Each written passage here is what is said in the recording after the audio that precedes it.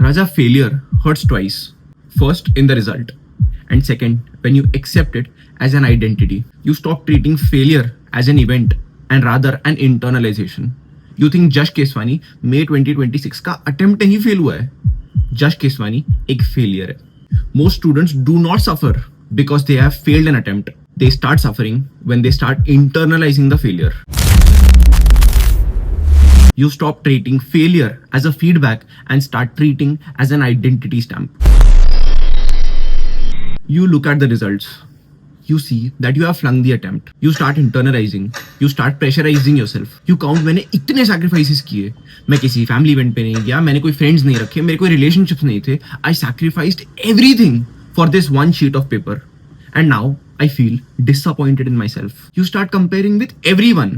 अरे यार मेरे बाजू वाले का हो गया. अरे यार मेरे नेबर का हो गया. अरे यार मेरे फ्रेंड्स का हो गया. अरे यार जो बच्चे मुझसे मॉक टेस्ट पेपर्स में साल भर कम लाए सबका निकल गया, बस मैं ही पीछे रह गया. मेरे साथ ये क्यों हुआ? And then the flashbacks, the hours you spent on the study table, the sacrifices you made, the parties that you did not attend, the functions that you completely avoided, the sacrifices that you made to get this result. Then one negative thought after the another, and now you are in a downward spiral. Maybe I'm not strong enough. Maybe I'm not working hard enough. Maybe I'm a useless piece of crap and nothing is working out in my favor. And everyone is ahead of me. मैं पीछे छूट गया. बाबू एक सच्ची सच्ची बात बोलूं? You are not alone. You consider the results of any given attempt. 90% बच्चों के घर पे मातम होता है on the result day. And then you start internalizing the failure. You are jeopardizing your next attempt. Two students can get exactly same marks and not clear the exams. Fine. But what you do after the results definitely defines your next attempt. Two students can have the exact same fate. You failed the exact same marks. Every single thing is the same. But how you respond to the failure determines कि 6 महीने बाद कौन सा student is clearing with flying colors and the student who is not clearing has an exact reason why. One becomes stronger and the next one becomes completely emotionally disconnected. Yaar, failing an attempt is not an identity. It is just an event treated as a feedback. I've seen these two reactions immediately after the result. एक, the person who has completely shut down. No studies, no introspection, no movement, nothing. And नींद उनकी खुलती है exam से 2 महीने पहले where everything has just slipped out of their hands. And the second one's the extreme overreaction. Result आई, अगले दिन से I'm putting in 14 hours of effort. No breaks, no nothing. I am getting my life back. Waking up 4 a.m., massive targets and absolutely no breaks. I am getting my life back. I am making an academic comeback. Raja, burn out हो जाओगे in the next 2 weeks. यार, both of these students are putting their emotions on the pedestal. या तो आप emotional एकदम disconnect हो जा रहे हो या तो अपने इमोशंस को आप सुप्रीम इंपॉर्टेंस देके अपनी आगे की जर्नी में एक बर्नआउट फैक्टर इंक्लूड कर रहे हो. यार, sometimes failure is not a proof that you are not capable enough. यार, in majority of the cases failure is not a proof. It is not a stamping certificate कि आपका caliber is not up to the mark. And it is just a reflection of the quality of effort that you put in. Maybe your strategy was not correct. Maybe you did not put in the adequate amount of revisions in. Maybe आपकी writing practice, maybe आपके mock test papers, maybe आपका time management was not on point. And did you notice what I did just now? I shifted my problem from Jash Keswani to the actual problem statement. Jash Keswani एक failure नहीं है. जश केसवानी ने बस adequate amount of revision नहीं किए. अच्छा, revision किए थे. अच्छा, राइटिंग प्रैक्टिस की थी? नहीं की थी. जश केसवानी ने एडिक्वेट राइटिंग प्रैक्टिस नहीं की. ठीक है, राइटिंग प्रैक्टिस भी की थी. क्या मेरा टाइम मैनेजमेंट प्रॉपर था? क्या मैंने मॉक टेस्ट पेपर्स दिए थे? अच्छा, problem number 3, you are distancing yourself, you are disassociating yourself from the failure. Jash Keswani एक फेलियर नहीं है. एंड जश केसवानी ने जो 3 मिस्टेक्स किया, that is the reason I have the result in front of me. Because when you start internalizing the problem, you can not change it. अगर मैं बोलता हूं कि जश केसवानी एक फेलियर है, मतलब आई एम सिंपली एडमिटिंग कि मैं कभी जिंदगी में क्लियर करूंगा ही नहीं. लेकिन when I jot down my points, when I audit my preparation कि मैंने ये मिस्टेक नंबर 1, 2, 3 कर रखी है, I can work on this and thus my result is in my hands. I can change my result. So hello everyone, welcome back to the channel. My name is Jash Keswani. Professionally, I cleared CA and CS both at the age of 21, and by grace of God, I happened to clear with an all India rank 3. And your results are around the corner. जितने बच्चों के घर में खुशी है, कम से कम उससे 10 time ज्यादा बच्चों के घर में इस टाइम पे दुख है. Parents are disappointed. Students are disappointed in their own self. You are comparing and now you are in a downward spiral. कि मेरे बाजू वाले का हो गया, मेरे पीछे वाले का हो गया, जो मेरे साथ क्लास में आते थे मेरे कॉलीग सबका हो गया, मैं पीछे रह गया। नहीं, हर एक की अपनी टाइमलाइन होती है and you have gone through something remarkable at this early age. You are experiencing how to digest failure, and that is a skill you absolutely need in your professional life, and the way you respond to this failure will determine how you keep responding to every single setback of your life, in your professional life, in your professional career as a CA, CS, CMA, or whichever degree you're doing. Failure is an event. It is not an internalization. एक stamp नहीं है कि आप जिंदगी में कुछ नहीं करोगे, but definitely how you respond to a failure is definitely of the stamp कि आप किस लोहे के बने हो। एंड यार, अपने आने वाले अटेम्प्ट के पहले इन 5 बातों का ध्यान रखना बिल्कुल भी नहीं भूलना। Step number 1, pause before you react. Do not panic, do not panic. Take a couple of days, take 3 to 4 days off. Do not think about the results unless and until you are introspecting कि मैं कहां गलत गया। Do not think कि आपका कितना time गया, do not think कि आपका कितना एफर्ट गया, डू नॉट थिंक कि मेरा कितना सैक्रिफाइस वेस्ट हो गया, because nothing is wasted. The amount of effort that you have put in, some way or the other आपको बेनिफिट देगा ही देगा। If you have genuinely put in the work, आपका नेक्स्ट अटेम्प्ट बहुत easy हो चुका है, and if you have not put in the work, आपका नेक्स्ट अटेम्प्ट में आपको बस अपना गियर अप करना ही पड़ेगा। Sit with yourself, take 2 to 3 days off. Do not think about the results unless you are introspecting की चीजें कहां गलत गई हैं। Process the result, think and recover. Step number 2, audit your entire preparation start to end. Categorize की आपने गलती करी तो करी कहां। Was there a revision gap, was there a time gap कि मेरे कोचिंग क्लासेस खत्म होते होते बहुत लेट हो गए, मेरे पास रिविजन करने का टाइम ढंग से बचा ही नहीं। Was there a writing practice gap कि यार मुझे कॉन्सेप्ट्स आते थे and I was not able to write the answers. Did I appear for enough mock test papers, और was there a distraction gap. इन 5 पॉइंट्स के अंदर अपनी प्रॉब्लम्स को कैटेगराइज करो। गो इन डीपर। मेरे ग्रुप में थे 3 सब्जेक्ट्स, मैंने किस सब्जेक्ट में कैसे परफॉर्म किया। ओके, सब्जेक्ट नंबर 1 में मेरे अच्छे मार्क्स आ गए, I am clearing with good marks, very good. How can I continue this streak. इस सब्जेक्ट में what went right for me and how can I replicate that for other subjects. Every single subject audit your self very thoroughly, and when you are very clear with your self कि subject number 2 में मेरी problems हुई है, go a little deeper कि subject number 2 में कौन से chapters were the ones that created this result. ऐसे कौन से एस्पेक्ट्स थे अपनी प्रिपरेशन के जिनके ऊपर मैंने फोकस नहीं किया, जिसकी वजह से आज ये रिजल्ट मेरे सामने है। गो अ लिटिल डीपर कि ऐसे कौन से कॉन्सेप्ट्स थे जिनके ऊपर मुझे फोकस करना चाहिए था, लेकिन जैसे मैंने उनको शायद ऑप्शन में रख दिया हो। मैंने कौन से अपने एस्पेक्ट्स ऑफ प्रिपरेशन पे फोकस नहीं किया, मैंने क्या एस्पेक्ट छोड़ दिया। And the one thing that helped me do this entire practice, this entire ritual very effectively was rating. I used to rate every single chapter and every single concept based on 3 parameters. 1, conceptual clarity, कि मैं इस concept में conceptually कितना clear हूं, क्या मुझे concept किसी को समझाने आएगा या नहीं आएगा।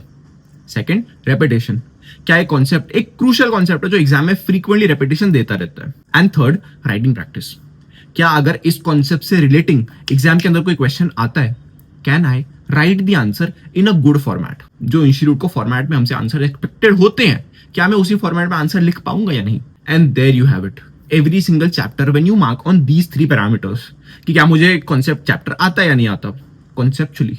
2, क्या अगर मुझे ये कॉन्सेप्ट को एग्जामिनेशन के अंदर रिप्रोड्यूस करना हुआ, do I have adequate amount of writing practice, and ये एग्जामिनेशन में कितना फ्रीक्वेंटली पूछा जाता है।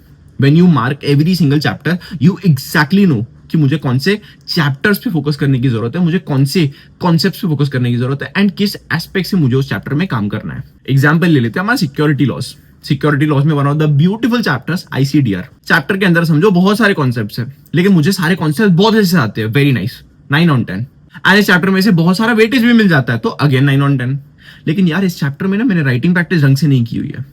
My problem is not concepts, my problem is not exam में repetition, my problem is writing practice. You know आपको कहाँ फोकस करना है, क्यों फोकस करना है, उससे क्या आपको tangible actionable result मिलेगा या नहीं मिलेगा।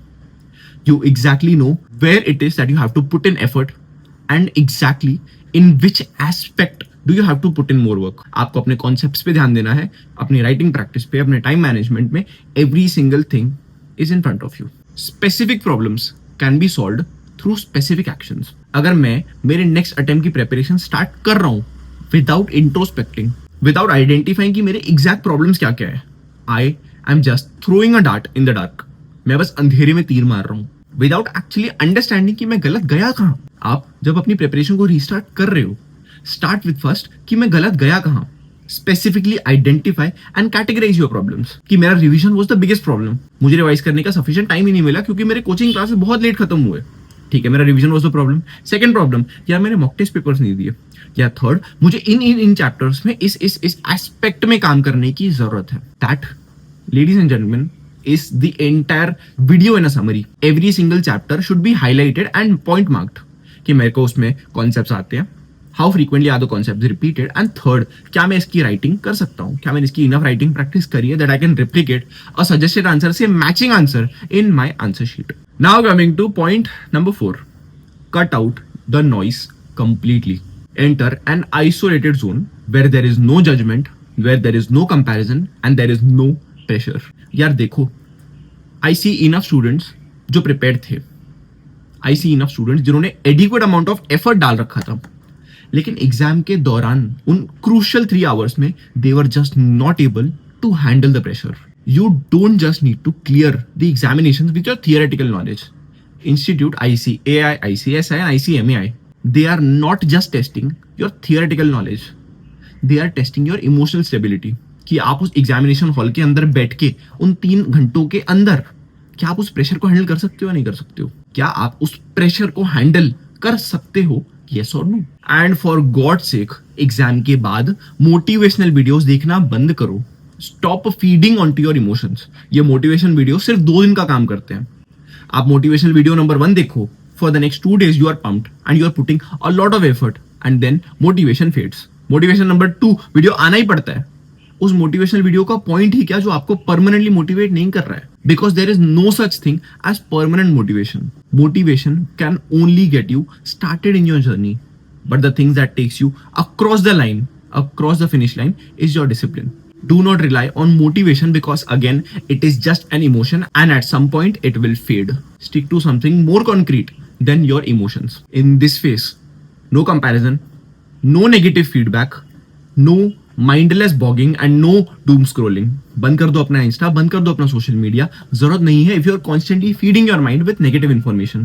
And most importantly, no constant result discussions. And यार एक bonus tip दूं. A lot of students feel कि I'll start preparing when I feel confident. Babu, you will never feel confident. Confidence does not precede action. आपका confidence आपके action के पहले नहीं आएगा. It's like sitting in front of the stove and calling, you give me heat and then I'll add the wood. It doesn't work like that. Your action will always precede confidence. You set up goals. आप उनमें से कुछ को accomplish करते हो, then your confidence goes slightly up. आप अपने लिए और बड़े goals रखते हो, and the moment you accomplish this, your confidence goes slightly up. Action will always precede confidence. You will never feel ready. आप कभी भी अपनी जर्नी में ready feel नहीं करोगे. And that is just the way things are. Your actions will always precede your confidence. Is that a problem? Absolutely not. Confident सिर्फ आप अपने actions डालने के बाद ही करोगे. You put in more work. You put in better quality of work. Your confidence grows. And the moment you are feeling a little more confident, you will put in extra work. And the moment you put in more work, your confidence grows. It is just a loop. लेकिन ये loop उल्टा भी काम करता है. आप काम नहीं कर रहे हो, आप effort नहीं डाल रहे हो, या you are not putting effort in the right direction, आपका confidence will go down. The moment your confidence goes down, आपका effort का quality और deteriorate होगा and आपका confidence again और नीचे जाएगा. Decide and then act. This is just a simple loop. Action will lead to confidence. Confidence will lead to better action. And then आपका confidence और बढ़ जाएगा. Confidence is simply built on small small proof. आप छोटे छोटे proof अपने brain को देते जाओ कि मैंने छोटे छोटे 10 काम कंप्लीट किए, I can jump to the next level.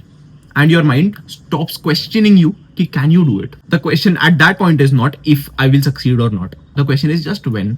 And Raja, if you are watching this after your failed attempt, and the one thing I would want you to put into perspective, the result is not an identity, it is just data. Where you went wrong, what are your actionables on how you can change the result. And if after the result you completely shut down कि यार examiner ने मेरा paper पता ढंग से check ही नहीं किया, institute ने बहुत ही मुश्किल पेपर बनाया, मैं करूं भी तो करूं क्या, you are completely deflecting the blame. अगर गलती इंस्टीट्यूट की है, एग्जामिनर की है, आपकी किस्मत की है, you can not do anything to change that. Now you are just avoiding accountability. अगर चीज प्रॉब्लम मेरे में है ही नहीं, अगर गलती ही इंस्टीट्यूट की है, गलती एग्जामिनर की है, गलती मेरी किस्मत की है, मेरी किस्मत ही खराब है, तो मैं ऐसा कुछ कर ही नहीं सकता हूँ अपनी रिजल्ट को चेंज करने के लिए। I can do nothing in my hand to change the result accept accountability, कि अगर आपकी रिजल्ट आई है, there might be some places where you are lacking as a student. अगर आपको रिजल्ट मिला है, there is some fault on your end, accept accountability. उन मिस्टेक्स की अकाउंटेबिलिटी लो and for sure the next attempt will be your attempt. अपनी mistakes की accountability लो, work on them, improve. And the most important part of the entire video यार, अपने सारे के सारे चैप्टर्स को रेटिंग देना चालू करो। आपको किस एस्पेक्ट में कॉन्सेप्ट्स आते हैं, उनकी रेपिटेशन कैसी है, एग्जाम में क्या आप उनको रेप्लिकेट कर पाओगे या नहीं कर पाओगे, and this will solve 90% of your problems. Please अपनी रिजल्ट को इंटरनलाइज करने के बदले take it as a feedback, कि where your efforts went wrong, work on that, specific problems create specific solutions. अगर आप अपनी नेक्स्ट प्रिपरेशन को फोकस कर ही रहे हो कि I am not good enough, तो आप कितना भी एफर्ट डाल लो, your effort will not be good enough. And यार, in my entire journey from CA to CS to All India Rank 3, let me tell you something very clearly. Ranks and distinctions and those beautiful results do not belong to the people who have never failed. They belong to the people who refuse to quit. They belong to the people who return and then again return and then again return and then again return and just never quit. You start putting in the work, you feel like quitting, and then you again return to the work. Trust me, you have already won. You are already up to a great start and you will finish very strong. After the result, when you are about to restart, do not ask this question कि ये मेरे साथ क्यों हुआ, but rather flip the script कि what is this event trying to teach me. मैं इस event से कैसे एक बेटर पर्सन, एक better, more stronger, more intelligent, more smarter, more sharper student कैसे बन के मैं इससे उभर के निकल सकता हूँ। Because let me tell you something very clearly, this failure, it is not a full stop, it is just a semicolon, it is a halt in your journey. And you know the most beautiful way Prabhu Shri Krishna in the Bhagavad Gita has explained this scenario. Arjuna asks Krishna कि हे कृष्ण, मुझे एक ऐसी चीज बताओ जो मैं किसी person को बताऊं कि अगर वो एक खुश मूड में हो तो वो दुखी हो जाए, एंड अगर कोई दुखी मूड में हो तो वो खुश हो जाए. This too shall pass. उसको बताओ कि ये समय भी बीत जाएगा. This too shall pass. And guess what, we keep rolling. And this is the most beautiful way this entire situation can be explained. You put in the work and this too shall pass. मेरे study table पे बहुत बड़े शब्दों में लिखा हुआ है this too shall pass. Because अभी हमारा सेलिब्रेशन का फेज नहीं है, अभी हमारा थोड़ा सा एक्स्ट्रा एफर्ट डालने का और अपने थोड़े और सैक्रिफाइसेस को बढ़ाने का फेज है. Let's look at this event in a very positive way. This too shall pass. And यार, this is it from mind for the day. I hope आपको वीडियो पसंद आई हो. वीडियो अगर पसंद आई हो तो एक प्यारा सा लाइक करना है, एक प्यारा सा कमेंट करना नहीं भूलना. वीडियो अगर दिल से पसंद आई हो, ये वीडियो अपने किसी एस्पिरेंट फ्रेंड के साथ शेयर करना भी नहीं भूलना, जो एक अच्छे फेज में से नहीं गो थ्रू कर रहा है आफ्टर द रिजल्ट्स. एंड यार, पिन कमेंट के अंदर मैं कैसे कैसे अपने चैप्टर्स को आपको कलर ग्रेड करना है, कैसे उनको रेटिंग देनी है, एक डिटेल्ड पिन कमेंट मिल जाएगा. Do not forget to check that out. And यार, मैं मिलता हूं आपसे अगले वीडियो में. तब तक के लिए यार, keep learning, keep upgrading yourself and always give your absolute best no matter what you do. चलो, bye bye bye bye bye.